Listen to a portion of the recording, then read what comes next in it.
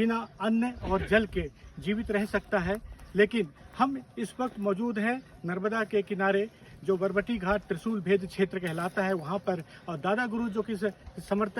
दादा गुरु के नाम से जाने जाते हैं, नर्मदा मिशन के संस्थापक हैं, और उन्होंने एक महाव्रत लिया है और उसके पीछे उद्देश्य है माँ नर्मदा को संरक्षित करना और प्रकृति को संरक्षित करना। उसके संवर्धन के लिए ये उद्देश्य लेकर पिछले 3 सालों से निराहार है। दादा गुरु हमारे साथ मौजूद हैं, बहुत सारी बातें करेंगे उनके साथ। सबसे पहले दादा गुरु, ये कैसे संभव हो पा रहा है कि 43 डिग्री सेल्सियस तापमान है और भीषण गर्मी का दौर जारी है, और आज ये चौथा दिन है, आपने महाव्रत जो लिया है 5वां दिन है, और ना ही आप जल का सेवन कर रहे हैं ना अन्न का सेवन कर रहे हैं, कैसे संभव है? ये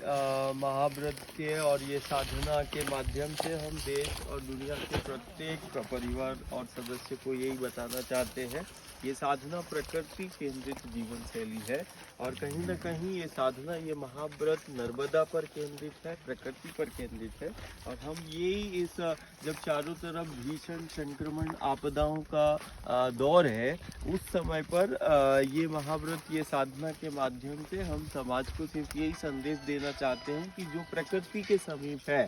और वो हर एक क्षति की पूर्ति वो प्रकृति पल भर में करती है, और प्रकृति के समीप रहकर ही सबसे सुरक्षित और सबसे व्यवस्थित जीवन को जिया जा सकता है। नर्मदा पर केंद्रित दुनिया का सबसे असाधारण ये नर्मदा का जल है, दुनिया का सबसे असाधारण ये नर्मदा का पथ है, जहाँ चलने से शक्ति का संचार हो जाता है। जिस